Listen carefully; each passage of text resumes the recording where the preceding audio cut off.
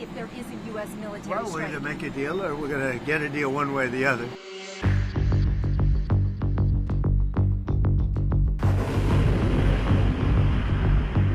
In geopolitics, ultimatums rarely arrive as single sentences. They emerge instead through movements of fleets, the tone of press briefings, the choreography of diplomacy, and the unmistakable weight of military hardware shifting into place.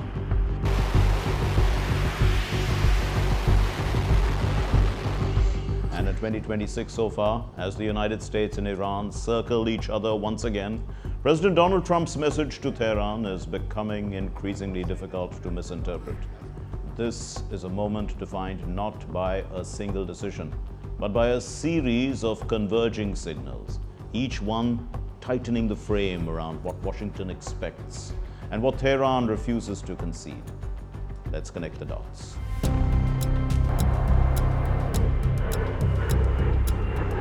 Over the past several weeks, the United States has quietly but unmistakably expanded its military footprint across West Asia. Carrier strike groups have repositioned. Fighter jets from F-16s to F-35s have surged into regional bases. Surveillance aircraft now sweep the skies with a frequency that leaves little doubt. Washington wants Iran to feel the pressure. None of this is framed as preparation for war. Officially, it's deterrence. But deterrence, when layered thickly enough, begins to resemble readiness. Iran, for its part, has responded in the language it knows best: calibrated defiance. Live fire drills in the Strait of Hormuz, missile tests timed conspicuously close to diplomatic engagements. Statements from senior officials insisting that Iran will not bow to pressure and that any attack will be met with a wider and more forceful response.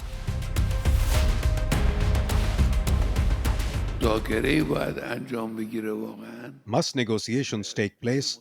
There is no room for negotiations. If negotiations are to occur, it is wrong and foolish to predetermine their outcome. You say, let's discuss this issue and reach an agreement. But why would you decide the outcome in advance, saying, we must definitely reach this certain agreement? That is foolish. It's a familiar dance, but this time the tempo is different, because behind the military maneuvers lies a diplomatic track that is both promising and fragile. In Geneva, indirect talks between the United States and Iran have produced what negotiators describe as guiding principles. The closest the two sides have come to a shared framework in years. The tone, unusually, has been described as constructive. But constructive does not mean resolved. At the heart of the impasse is Trump's ultimatum, a set of red lines that the White House insists Iran must accept if a deal is to be finalized. Some of these demands are technical, others are political. All of them are contentious. Iran says it is willing to make nuclear compromises, even to dilute its stockpile of highly enriched uranium. But it refuses to abandon enrichment entirely. It rejects any expansion of the talks to include ballistic missiles or regional activities. And it insists that sanctions relief must be meaningful, not symbolic. The United States, meanwhile, argues that any agreement must address the full spectrum of Iranian capabilities, not just the nuclear file. And while Washington acknowledges progress, it also warns that patience is finite. And now is the time for Iran to join us on a path that will complete what we're doing. And if they join us, that'll be great. If they don't join us, that'll be great too. But it'll be a very different path. They cannot continue to threaten the stability of the entire region, and they must make a deal. Or if that doesn't happen, I maybe can understand. If it doesn't happen, it doesn't happen. But bad things will happen if it doesn't. You said today on Iran, bad things will happen if Yeah, Iran bad doesn't things, make really a bad deal. things. what will that... I'm not going to talk to you about that. Okay, can you explain, though, what is the goal if there is a U.S. military Well, we're strike? going to make a deal, or we're going to get a deal one way or the other. This is where the escalatory ladder begins to become visible. Now, at the lowest rung, diplomacy continues. Negotiators exchange drafts, mediators shuttle between rooms, statements are measured, even hopeful. One rung higher, military posturing intensifies, more jets, more ships, more exercises. Each side insists these moves are defensive, but each side also interprets the other's actions as preparation for something more.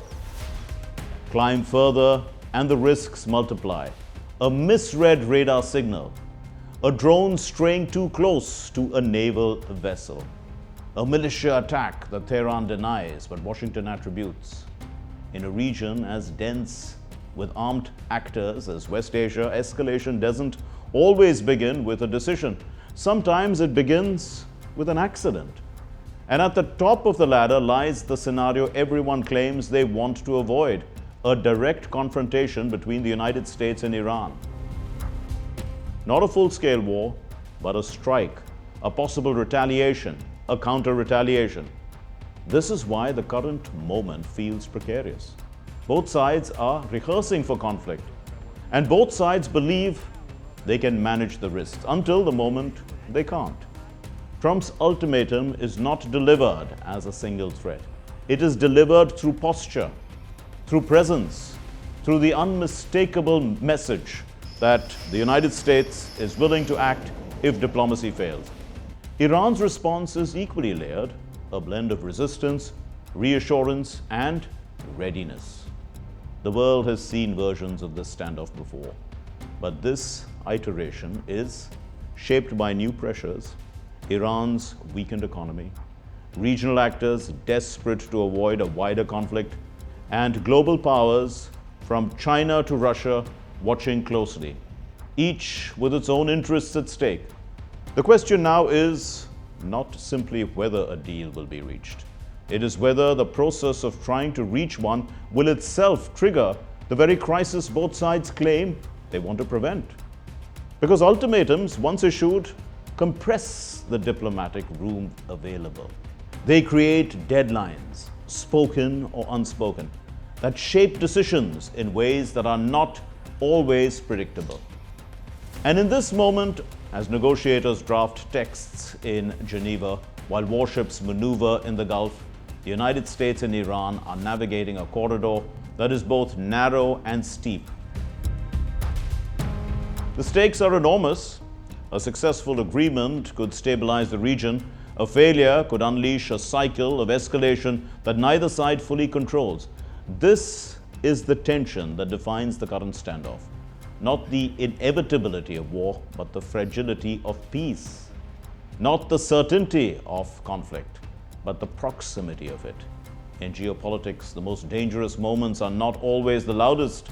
Sometimes they are the quiet ones, when fleets move silently, when negotiators speak cautiously, and when ultimatums are delivered not in words, but in actions. This is one of those moments.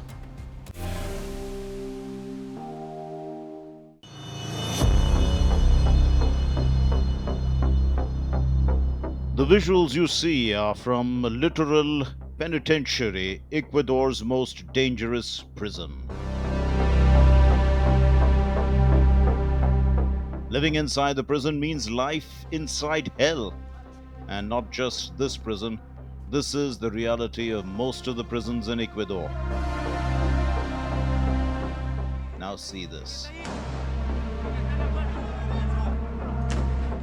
This is not a movie scene. Here, Ecuadorian police carried out an operation to disperse clashes inside a prison, where inmates fought with guns and explosives. 13 prisoners and a guard were killed in this fight. To understand how things reached this point, we need to step back and look at the country itself. Ecuador is a small South American nation on the Pacific coast, nestled between Colombia and Peru. It has a population of around 18 million people. For many years, it was considered one of the most peaceful countries in the region. Its economy depends on oil exports, agriculture like bananas, and shrimp, and growing sectors such as mining and services. But in recent years, Ecuador has found itself caught into global drug trafficking. According to government data, more than 70% of the world's cocaine now passes through Ecuador's ports. The country sits between Colombia and Peru, the world's top two cocaine producers. Its dollarized economy, busy ports like Guayaquil, and once weak security controls made it attractive for international cartels. Ecuador is not a major cocaine producer, but it has become a key transit hub. Drugs arrive from neighboring countries, are stored and repackaged, and then shipped to the United States and Europe. This illegal trade does not officially contribute to Ecuador's economy, but it fuels underground money flows, corruption, and the rise of power gangs. Many of those gangs have ties to Mexican cartels like the Sinaloa cartel and Colombian groups such as the Gulf Clan. The problem started when those gangs began fighting for control of trafficking routes. And those battles did not stay on the streets, they moved inside the prisons.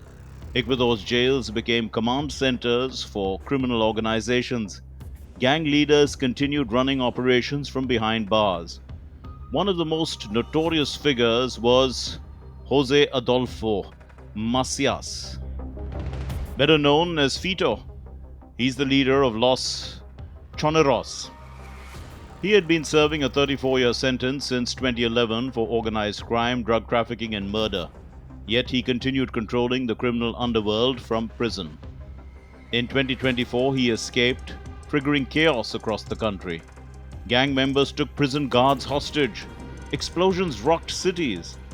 President Daniel Noboa declared a state of emergency and sent the military into prisons to restore order. Fito was recaptured in June 2025, more than a year after his escape. By then, Ecuador's prisons had already turned deadly. Fatal prison riots were nearly a monthly occurrence in 2021 and 2022. Hundreds of inmates were killed. Bodies were dismembered and burned. According to the Inter-American Commission on Human Rights, at least 663 inmates have died in violent incidents since 2020. When President Daniel Noboa took office in 2023, he made restoring order in prisons a central pillar of his security strategy. He deployed the military to 19 prisons in January 2024. Soldiers searched cells, dismantled gang-run operations, and shut down so-called nightclubs and even a private pool, once enjoyed by gang leaders. The government says these operations have reduced riots compared with previous years, but the numbers tell a more complicated story. According to news agency Reuters, inmate deaths almost quadrupled year-on-year in 2025. Out of 1,220 inmates who died that year, at least 206 were killed in gang clashes and other violence. This was the sharp increase from the previous year. The rest died from illness, suicide, or undetermined causes. Tuberculosis has spread rapidly, worsened by overcrowding and poor ventilation. At Littoral Penitentiary alone, nearly 7,100 inmates are held in a facility built for far fewer. Overcrowding in adult prisons stands at more than 30%. Many cells damaged during riots remain unusable, forcing prisoners into tighter spaces. Inside conditions are harsh. Prisoners describe tuberculosis raging out of control. Infected inmates are placed outdoors, in beds to prevent the disease from spreading. Families say bodies sometimes pile up in prison yards. Sanitary systems overflow with sewage. Food is scarce. Rodrigo Valera, Secretary General of Ecuador's official human rights ombudsman, put it this way. According to the information we have been able to gather through all these defense strategies we have implemented, we are now facing a health crisis, a food crisis, and complaints from relatives of inmates about alleged mistreatment and torture by military personnel. Relatives echo these concerns. Visiting rights have been suspended for over a year in some prisons. Cell phones are banned. Families often have no direct contact. Some say they must pay gang leaders inside as much as $20 to receive updates through WhatsApp. This is what is happening here in the penitentiary. They are starving, all malnourished. My nephew was innocent. He was an innocent person. He was on the list to be released to the hospital. Every day his sister and his lawyer came. They kept stringing her along until today that they let me know that my nephew died yesterday. In late 2025, the government began transferring hundreds of prisoners to break gang control. Around 900 inmates were moved in January alone. High risk prisoners, including gang leaders and former Vice President Jorge Glass, were transferred to a new maximum security facility called El Encierro. The prison, modeled on El Salvador's terrorism confinement center, allows no visits by lawyers or relatives. Inmates from rival gangs are mixed together and held 4 to a cell. Even pillows are banned as they could be used as weapons. But Ecuador's Interior Minister John Riemberg defended the approach.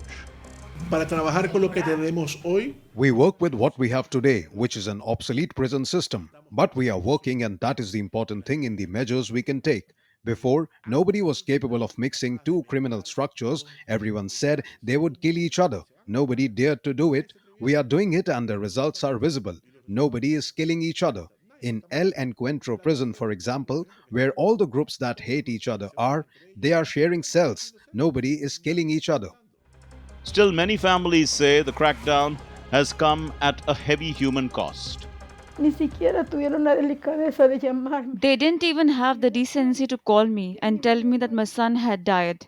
When I go to the morgue, I found my son on top of more than 5 bodies. My son was the only one who was very, very pale. He was nothing but bones. His whole body was covered in bruises. In gang-plagued Ecuador, being sent to prison is increasingly seen as a death sentence, whatever the crime. So why are inmates dying? The answer lies in the mix of these all: drug trafficking, gang wars, overcrowding, disease, and a state struggling to regain control. As Ecuador turned into a key transit hub for global cocaine shipments, gangs grew richer and more powerful. They fought for dominance not just in the streets, but inside prison cells and corridors. The government's military intervention has disrupted some gang operations, but it has also created strict conditions that human rights groups say worsen humanitarian problems. Ecuador's crisis shows how global drug demand can reshape a country that does not even produce the drugs in large quantities. That's all in this edition of Connecting the Dots. We'll see you in the next episode with more raging issues. Until then, it's goodbye from all of us here in the Delhi newsroom. This is Mark Lynn signing off. Take care and stay safe.